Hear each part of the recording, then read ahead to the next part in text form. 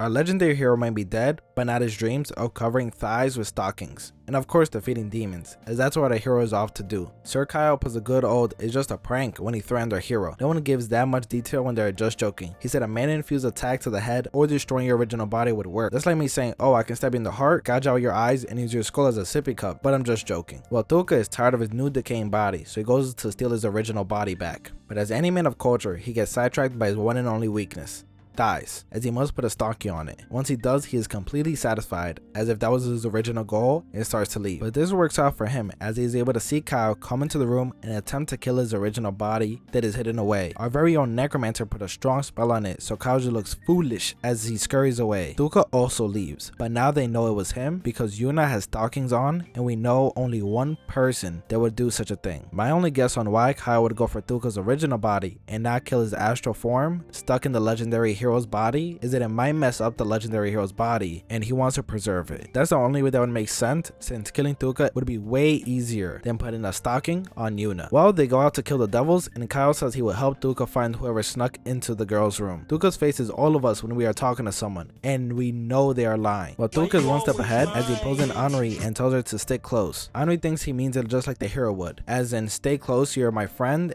and my companion. Meanwhile, Tuca is just thinking, you're the only way to survive, so please don't leave me. Well, into the devil's hideout we go, and to lead the charge is Twin Spear. Tuca says the first one to go always dies, and Kyle refutes it, saying how strong the Twin Spears is, only for the Twin Spear to be defeated immediately. This show is absolutely absurd, laughing at itself for even feigning that they would deviate from the obvious. Well, Kyle actually gets to work and slices the devil up, as we learn that devil hearts are magic crystals, and you can use the magic that the devil was using by holding their heart and chanting an incantation. Alright, that's pretty cool. Powering up through defeating devils and getting whatever random ability or abilities they have, the second best idea this anime has had. The first being all thighs deserve stockings, of course. Well, the devils actually corner them from both sides, so out of the firing pan into the fire, as they go into the devil's home base. Things are looking bleak, but Henri is pretty strong, even in the odds, and using magic to reinforce her skeleton soldiers. Meanwhile, Yuna is getting her clothes devoured, as even the devils are pervert, but he lets her keep the stockings. Tuca sees her brother in arms here. Yuna changes into the only spare clothing they have, a swimsuit. A swimsuit and stockings is an interesting combination. I'm not mad at it. Tuca actually has some good ideas as he traps the devil with the sword. Since it's limp, he uses it as a whip and then holds it with a rope to make it harden once again. That's pretty smart thinking from him. I was hoping the sword would actually be useful as a whip, but this is good enough. Out comes the jealous man Kyle. Since he didn't get chosen by the sword, he makes another play at Tuca's body. Tuca has a decent speech, shitting on Kyle for not loving himself enough, since Kyle is trying to be someone else. A good lesson, always love yourself. You know Tuca's ridiculous, but his pockets like this that make me think he's actually a decent character. Unfortunately, he's still a weakling, so here comes Yuna to save the day, and Henri. Henri is actually similar to the devils, since she has a magic crystal in her heart, and of course, the hero was the only one to treat her like a human. It's cool they give the necromancer similar characteristics, white hair and red eyes, so it's easy to distinguish them. And look at this, we finally get naked in stockings. Kyle is also naked, and this man is cheeked up. Gotta give some fan service to everyone. Henri continues her sob story, asking if you don't trust me, they can kill her, but Tuca has the best motivation. He might grow to have some luscious thighs, and he can't snuff out that potential. A bit corrupted motivation, but Henri likes it, so all's well that ends well. Finally they get out, and Kyle confronts them, spoiling the trap that they had of a devil sniping them from up above. But Tuca once again surprises me by having a decent trap, using the legendary sword as part of the bridge, since it can change form, and using a replica to bait Kyle into his signature trap,